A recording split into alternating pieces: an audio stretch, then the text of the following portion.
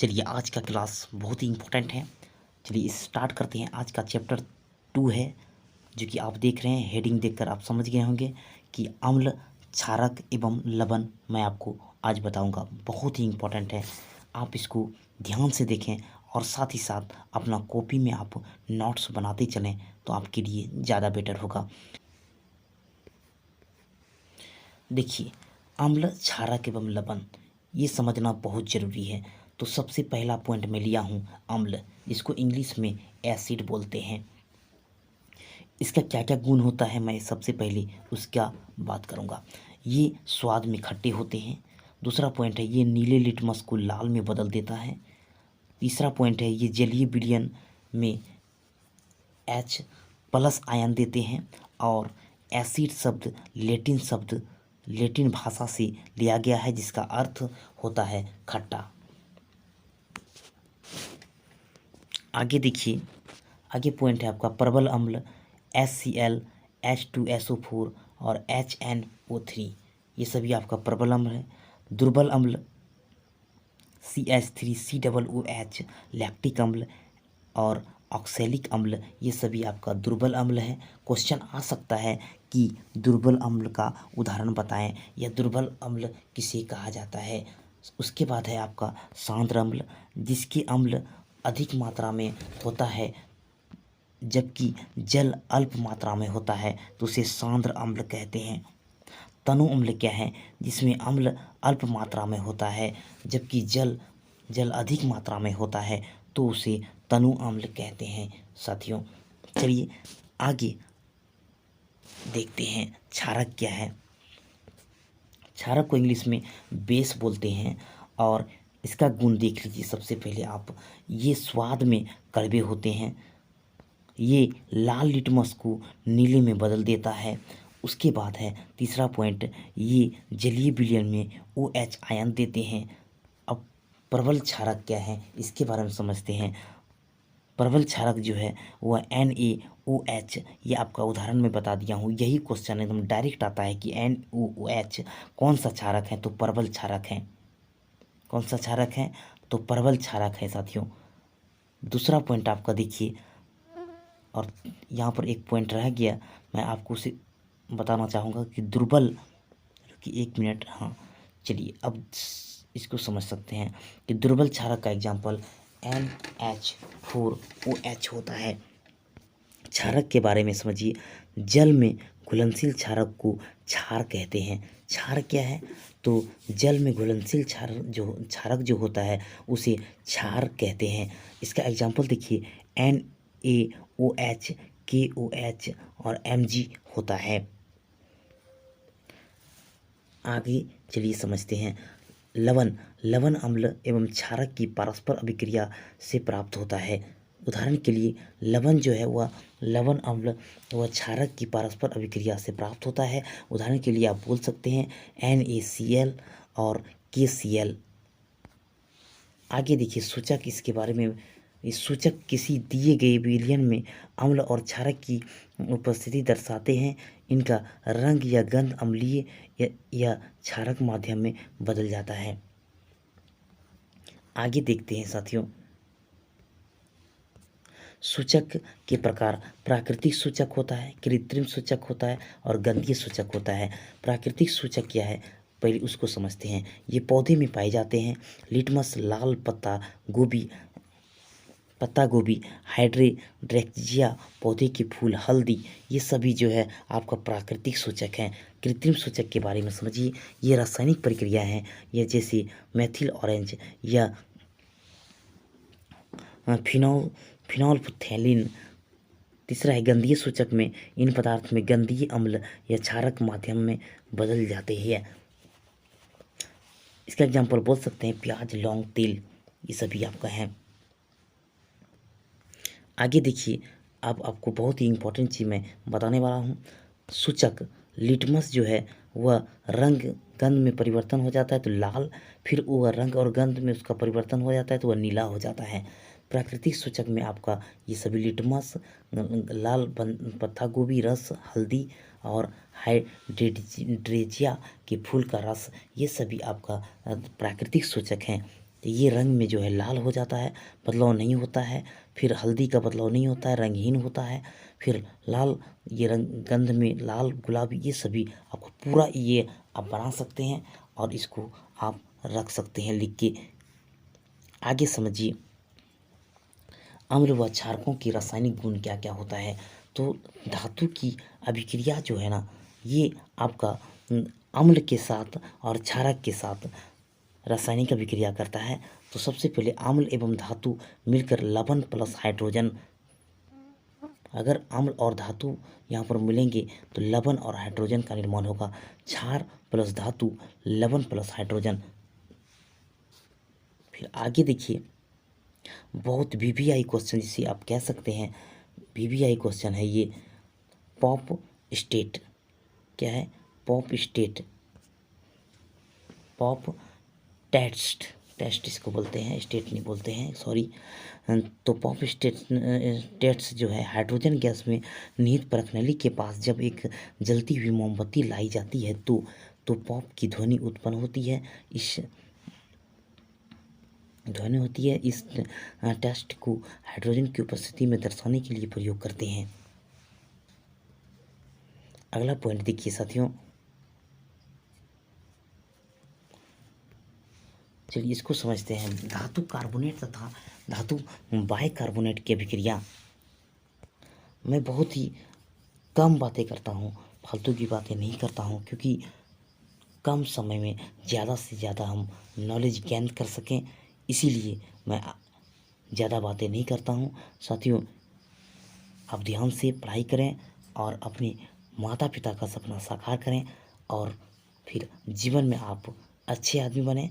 इसी के साथ आगे हम लोग समझते हैं अम्ल के साथ और क्षारक के साथ धातु कार्बोनेट, धातु बाइकार्बोनेट की अभिक्रिया जो होता है, अम्ल के साथ क्या होता है और क्षार के साथ क्या होता है, इसके बारे में देखिए यहाँ पूरा डिटेल दिया है। मैं इसका अलग वीडियो समीकरण का बना दूंगा। चलिए आगे हम लोग सबसे पहले परिभाषा समझ लेते हैं। इम्पॉर्टेंट परिभाषा जितने भी हैं मैं पहले आपको वो सभी को बताऊंगा। उदासीनीकरण क्या है, इसके बारे में समझते हैं। जब अम्ल क्षारक एवं प्रतिक्षेपी प्रभाव एवं क्षारक द्वारा अम्ल का प्रभाव समाप्त हो जाता है तो परिणाम स्वरूप लवण जल प्राप्त होते हैं, तो उदासीनीकरण अभिक्रिया कहलाता है। तो यहाँ देखिए एग्जाम्पल के लिए आपका NaOH plus Cl equal to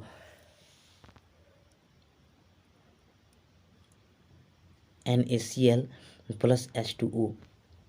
प्रबल अम्ल, दुर्बल अम्ल, अम्लीय क्षारक एवं जल, दुर्बल अम्ल, क्षारक क्षारीय लवण जल, प्रबल अम्ल और प्रबल अम्ल उदासीनीय प्लस जल।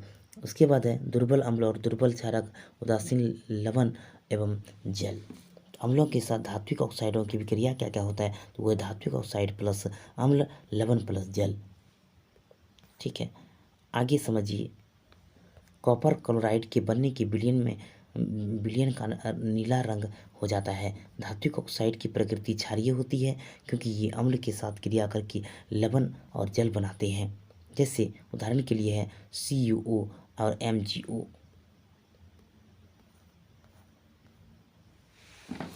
धात्विक ऑक्साइड की क्षारकों के साथ अभिक्रिया, धात्विक ऑक्साइड प्लस क्षार, लवण प्लस जल। धात्विक ऑक्साइड प्रकृति में अम्लीय होते हैं तथा विद्युत धारा प्रभावित करते हैं। जलीय विलयन में जल अम्ल एवं क्षारक जल की उपस्थिति में अम्ल H प्लस आयन उत्पन्न करते हैं और H plus ion H3O hydrogen ion में पाए जाते हैं। जैसे देखिए यहाँ पर H plus H2O equal to H2O plus HCl H2O H3O Cl। Next point देखिए, नेक्स्ट पॉइंट आपके लिए है कि जल की उपस्थिति में क्षारक डैश आयन उत्पन्न करते हैं। NaOH H2O, Na प्लस में है और OH माइनस में होगा। अगला पॉइंट देखिए, सभी क्षारक जल में घुलनशील नहीं होते हैं। जल में घुलनशील क्षारक को क्षार कहते हैं। सभी क्षारक होते हैं परंतु सभी क्षारक क्षार नहीं होते हैं। बहुत इम्पोर्टेंट है। इसको आप नोट्स बना रहे हैं, बहुत अच्छा। नहीं तो अगर एक बार भी समझ में नहीं आए तो आप दोबारा वीडियो को देखकर आप समझ सकते हैं। जल के साथ अम्ल क्षारक को मिलाते समय समय सावधानी बरतनी चाहिए। हमेशा अम्ल या क्षारक को ही जल में मिलाना चाहिए। लगातार इसे हिलाते रहना चाहिए क्योंकि यह प्रक्रिया अत्यंत ऊष्मा क्षेपी है। अब जल और यहाँ देखिए अम्ल, यहाँ अम्ल है, यहाँ तो जल है, ठीक है। आगे समझिए क्या है। सांद्र अम्ल में मिलाने पर उत्पन्न ऊष्मा का मिश्रण अस्फलित होकर बाहर आ सकता है तथा आप जल सकते हैं तथा अत्यधिक स्थानीय ताप के कारण कांच का पात्र भी टूट सकता है। आगे पॉइंट देखिए साथियों, जल को अम्ल में डालने से मिश्रण अस्फलित होकर बाहर आ जाता है। स्थानीय ताप के कारण कांच का पात्र टूट सकता है।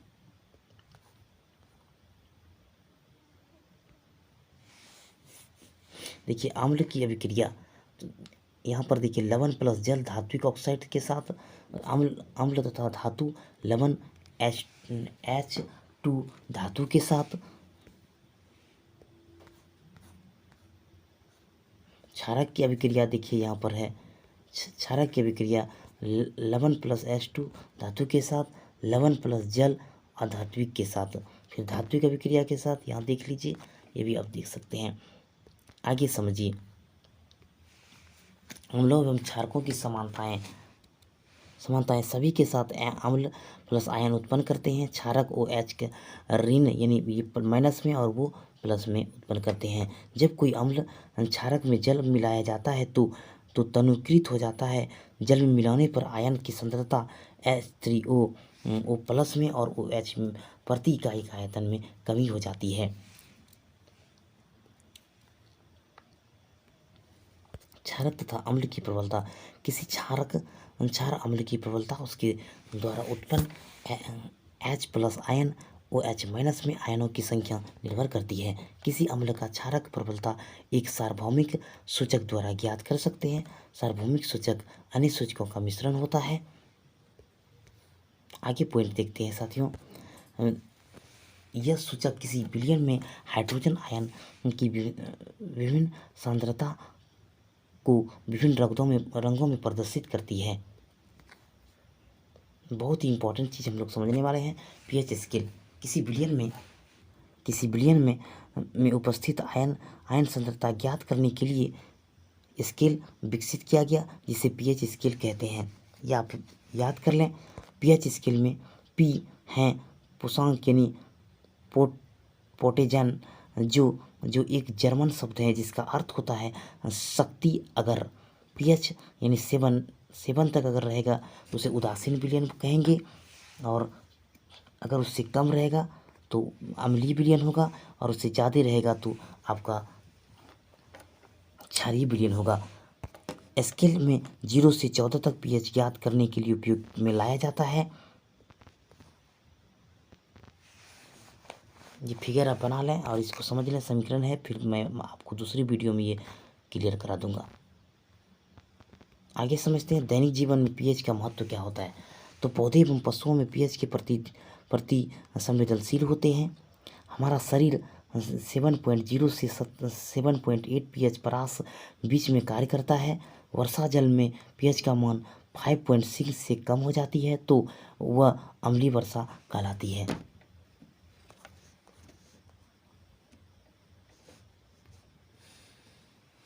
आगे समझिए मिट्टी का पीएच मान। अच्छी उपज के लिए पौधे में एक विशिष्ट पीएच परास की आवश्यकता होती है। यदि किसी स्थान पर किसी मिट्टी का पीएच अधिक है तो किसान उसमें आवश्यकता अनुसार अम्लीय एवं क्षारीय पदार्थ मिलाते हैं। दूसरा है हमारे पाचन तंत्र में पीएच का मान क्या महत्व है। हमारा उदर यानी हाइड्रोक्लोरिक अम्ल उत्पन्न करता है, भोजन में पाचन में सहायता करता है। अपच स्थिति में उदर अधिक मात्रा में अम्ल उत्पन्न करता है जिसके कारण उदर में दर्द और जलन अनुभव होता है। इस दर्द मुक्त होने के लिए एंटासिड एंटासिड जैसे क्षारकों का उपयोग किया जाता है जो अम्ल की अधिक मात्रा उदासीन करता है, जैसे milk of magnesium. Next point है, देखिए, पीएच परिवर्तन के कारण दंत क्षय। मुंह के पीएच मान का 5.5 से कम होने पर दांतों का क्षय प्रारंभ हो जाता है। दांतों का दंतबल्ब कैल्शियम फास्फोरस से बना होता है, जो कि शरीर का सबसे कठोर पदार्थ होता है। जल में नहीं घुलता, लेकिन मुंह में पीएच मान का 5.5 से कम होने पर संक्षारित हो जाता है। क्षारीय दंत मंजन का उपयोग करने के अम्लीय अतिरिक्त मात्रा में उदासीन किया जा सकता है। अगला पॉइंट है, पशुओं और पौधों के द्वारा उत्पन्न रसायनों में आत्मरक्षा। मधुमक्खी एवं डंक अम्ल छोड़ता है, जिसके कारण जलन का अनुभव होता है। डंक मारने पर अंग में बेकिंग सोडा का उपयोग आराम मिलता है।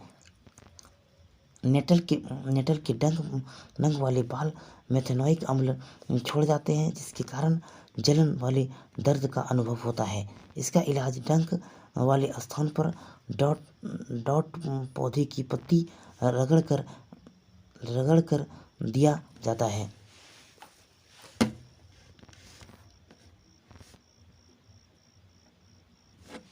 लवणों का पीएच देखिए क्या क्या है। तो प्रबल अम्ल प्लस प्रबल क्षारक उदासीन पीएच मान 7 हो जाएगा। प्रबल अम्ल प्लस प्रबल क्षारक दुर्बल क्षारक तो अम्लीय लवण 7 होता है। फिर है प्रबल क्षारक प्लस दुर्बल अम्ल क्षारीय पीएच 7 से ज़्यादा कम, ये आप देख सकते हैं और इसको आप समझ सकते हैं। बहुत इंपॉर्टेंट क्वेश्चन है, चलिए देखते हैं इसको। साधारण नमक से रसायन, तो सोडियम हाइड्रोक्साइड, ब्रिंजक चूर्ण, बेकिंग सोडा, धोने का सोडा, प्लास्टर ऑफ पेरिस। ठीक है, इसका आप सूत्र भी आता है, आप इस सूत्र को भी रट सकते हैं, जरूर रटें इसको। ठीक है, ये आप रट लीजिए। अगला पॉइंट देखते हैं कि सोडियम हाइड्रोक्साइड क्या है। सोडियम हाइड्रोक्साइड जलीय विलयन से विद्युत प्रभावित करने पर वियोजित होकर सोडियम हाइड्रोक्साइड उत्पन्न करता है। इस प्रक्रिया को फ्लोर क्षार प्रक्रिया भी कहते हैं।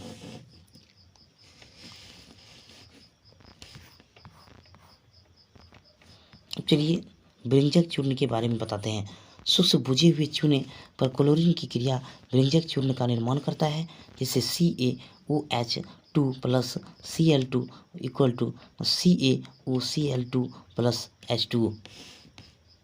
ब्रिंजक चूर्ण का उपयोग कहाँ कहाँ होता है, मैं आपको वो बताता हूँ। तो इसका उपयोग जो होता है, ये क्वेश्चन आता है, ब्रिंजक चूर्ण का उपयोग कहाँ होता है।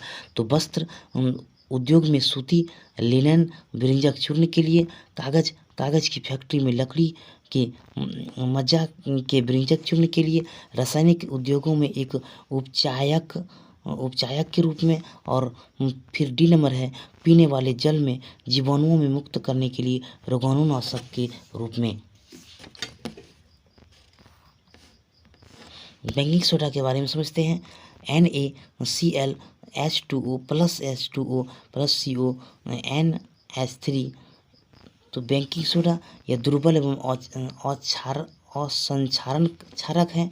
खाना पकाते समय गर्म करने पर इसमें निम्न अभिक्रिया होती है।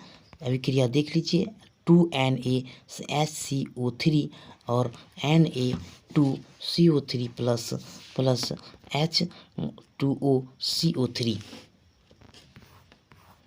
चलिए अब इसको समझते हैं कि बेकिंग सोडा का जो है उपयोग क्या होता है। बेकिंग सोडा का उपयोग बेकिंग पाउडर बनाने में, फिर है इस अभिक्रिया के कारण पाव रोटी केक खमीर उठ जाता है।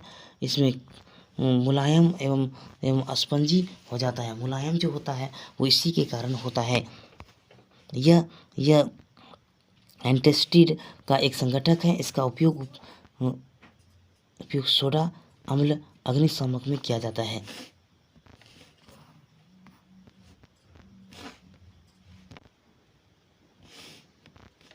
अगला पॉइंट देखिए, धोने का सोडा, सोडियम कार्बोनेट पुनः क्रिस्टलीकरण से धोने का सोडा प्राप्त होता है। यह एक क्षारीय लवण है। इसका जो उपयोग है, ये सूत्र आप लिख सकते हैं। उदाहरण में देने के बाद आपको अच्छा नंबर मिलेगा। उपयोग, चलिए उपयोग बताते हैं आपको। पहला पॉइंट है, पहला उपयोग, इसका उपयोग कांच एवं साबुन एवं कागज उद्योगों में होता है। इसका उपयोग बोरेक्स के उत्पादन में होता है। इसका उपयोग घरों में साफ सफाई के लिए किया जाता है। इसके बाद है, जल की अस्थायी कठोरता को हटाने के लिए भी इसका उपयोग किया जाता है। अब हम लोग समझते हैं प्लास्टर ऑफ पेरिस के बारे में।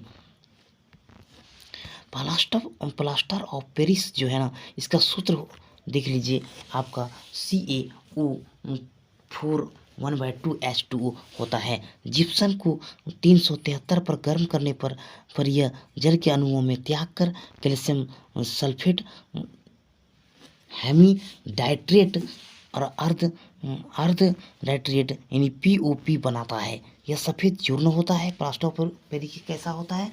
सफ़ेद चूर्ण होता है। अगर आपको सभी पॉइंट याद नहीं रहता है तो मेन पॉइंट आप याद करके आप एग्जाम में लिख सकते हैं, कोई प्रॉब्लम नहीं है। जो जल मिलाने पर यह पुनः जिप्सम बनकर ठोस प्रदान करता है। प्लास्टर ऑफ पेरिस का सूत्र ये देख लीजिए, आप लिख सकते हैं इसको। चलिए, उसके बाद है उपयोग। प्लास्टर ऑफ पेरिस का उपयोग डॉक्टर की टूटी हुई हड्डियों उनको सही जगह पर स्थित रखने के लिए करते हैं। दूसरा पॉइंट है, दूसरा उपयोग, इसका उपयोग खिलौने बनाने में, सजावट एवं सामान बनाने के लिए किया जाता है। इसका उपयोग सतह को चिकना बनाने के लिए भी किया जाता है। अब है क्रिस्टलन का जल। लवण के एक सूत्र इकाई में जल के निश्चित अणुओं की संख्या को क्रिस्टल जल कहा जाता है। क्रिस्टलन का जल कहा जाता है। उदाहरण के लिए देखिए साथियों, CuSO4 5H2O क्रिस्टल के जल के 5 अणु हैं। फिर है Na2CO3 10H2O क्रिस्टल के जल के 10 अणु हैं। और CaSO4 2H2O क्रिस्टलन के जल के 2 अणु हैं। तब तक आप देखते रहें लाइव ग्रो एकेडमी। और अगर अच्छा लगा वीडियो तो अपने दोस्तों को शेयर करें और मुझे हेल्प करें लाइक करके। तब तक के लिए धन्यवाद।